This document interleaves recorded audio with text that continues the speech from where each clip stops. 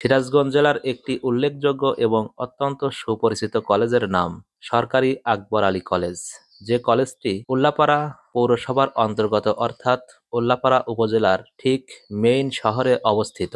সুপ্রিয় দর্শক, এই ভিডিওতে দেখানো হয়েছে উল্লাপাড়া সরকারি আকবর আলী কলেজের এরিয়ার কিছু সুন্দর সুন্দর চিত্র।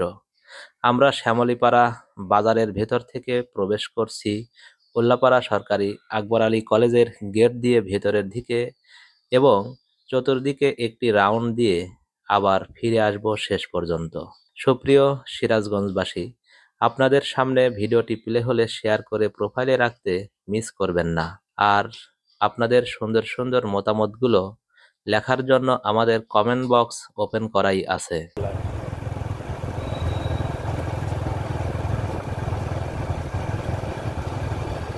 সরকারি আকবর আলী কলেজটি 1970 সালে প্রাক্তন সংসদ সদস্য এম আকবর আলী কর্তৃক প্রতিষ্ঠিত হয়। প্রাক্তন সংসদ সদস্য এম আকবর আলীর উদ্যোগে এবং অর্থায়নে এলাকার বিদ্যুৎসাহী ব্যক্তিবর্গ ও জনগণের সার্বিক সহায়তায় 10.32 একর জমি ক্রয় করে কলেজটি প্রতিষ্ঠা করা হয়েছিল।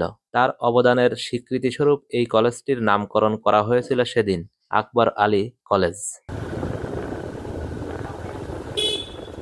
প্রথম থেকেই রেজাল্টে উল্লেখযোগ্য স্বাক্ষর রাখায় পরবর্তীতে 1984 সালে কলেজটি সরকারিকরণ ঘোষণা করা হয়। শুরুর দিকে শুধুমাত্র ইন্টারমিডিয়েট চালু থাকলেও বর্তমানে ইন্টারমিডিয়েট ও ডিগ্রির পাশাপাশি চালু রয়েছে অনার্স ও অনার্সের জন্য মানবিক বিভাগে চালু রয়েছে বাংলা, ইংরেজি, ইতিহাস, ইসলামের ইতিহাস ও সংস্কৃতি এবং দর্শন।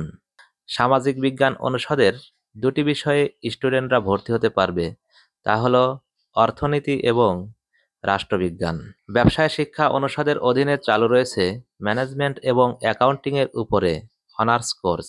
বৈজ্ঞানিক উৎকর্ষতার এই যুগে পিছিয়ে নেই বিজ্ঞান বিভাগও। বিজ্ঞান বিভাগ অনুষদের অধীনে চালু রয়েছে ফিজিক্স, কেমিস্ট্রি, বোটানি, জুওলজি এবং ম্যাথমেটিক্স।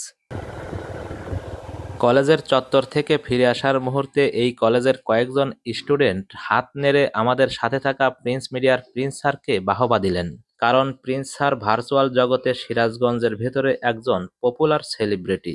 কলেজের এরিয়ার ভেতরেই রয়েছে সবুজে ঘেরা সুন্দর একটি সুবিশাল মাঠ। দর্শক, আমরা এখন কলেজের এরিয়ার বাহিরে চলে যাচ্ছি, আবারও সেই গেট দিয়ে, যে গেটের ভেতর দিয়ে প্রবেশ করেছিলাম সেই গেট দিয়ে আবারও বের হব।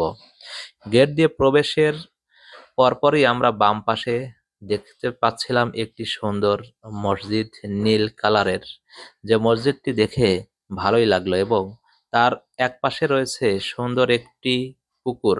আগেকার দিনের রাজবাড়ি এবং জমিদার বাড়িগুলোর চতুর্দিকে এ ধরনের একটি পুকুর থাকতো শত্রুদের আক্রমণ থেকে নিরাপদ রাখার জন্য। তো দর্শক, কথা বলতে বলতে ভিডিওটির শেষ পর্যায়ে এসেছি। কেমন লাগলো কমেন্ট বক্সে জানাবেন। ভালো লাগলে শেয়ার করে প্রোফাইলে রাখতে মিস করবেন না।